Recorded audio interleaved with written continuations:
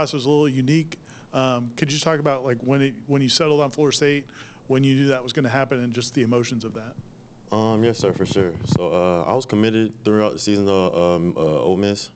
So, that was a crazy concept and everything. But when I decommitted, it was more towards the season, but we were still in the playoffs. So I was more focused on trying to get a championship.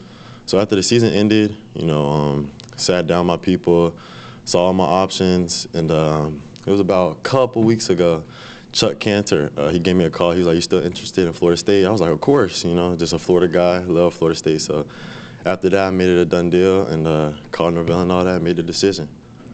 Brendan? With that in mind, Trever, there were some other options you could have had that may have been an easier path to playing time, an easier road for you financially, all sorts of stuff that would have been easier. Why was this path right for you? It was more of a emotional thing too with my grandma. She loved Florida State, so she passed a couple weeks ago. And she always used to tell me, Florida State, Florida State. So I mostly did it for her. But on the other side, I was just being a Florida kid, growing up in Florida State. Just always loved Florida State, and just the person Norvell is, why not get, enhanced by him and just developed by him. So it was an easy decision in my eyes, for sure. Do you feel like that was a sign that Florida State kind of offered right around that time? I feel like it was a blessing. God works in mysterious ways. So, everything was playing out the way it was, and I feel like it was a blessing for sure. What about Mike Norvell's offense just appeals to you, why you wanted to be here? His offense is sneaky. Jordan Travis, he had a great year in that offense.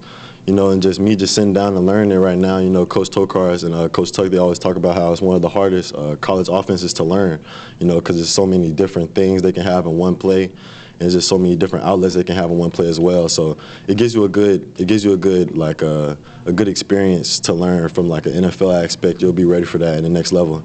So it's a good experience. Chris?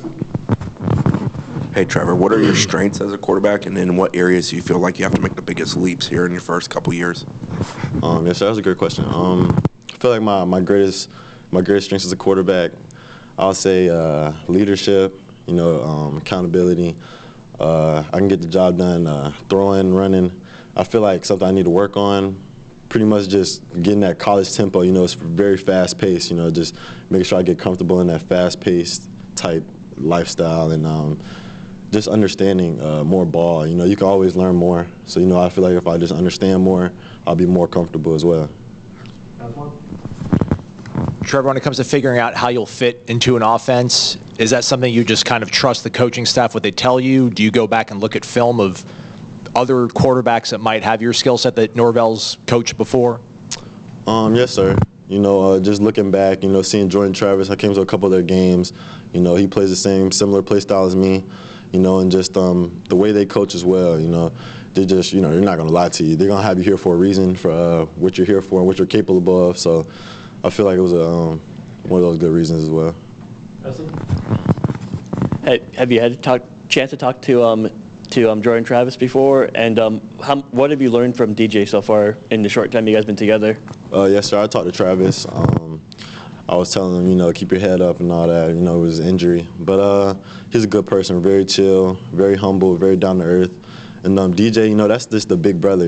He's like we call him the granddad of the QB room because he's so, he's very chill, very laid back, but he's super smart. He really knows the game of football. He's teaching me a lot of stuff that I can use in my future, so I really appreciate him as well. I've seen you've had some big rushing performances as well as passing. Some quarterbacks that can do both like to prove that they're a passer. Do you care? How do you view running, passing, your skill set? Yes, sir. At the end of the day, I'm about winning.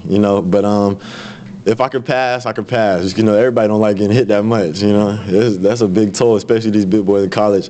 But yes, sir. It doesn't matter which way I can get it done. Just winning football. Anything else for Trever? Did you play other positions coming up or other sports? I did a little bit of basketball, but as soon as position-wise, I always stayed at quarterback. Just always been that leader on the team, get it done. Yes, sir. Since I was little, yeah.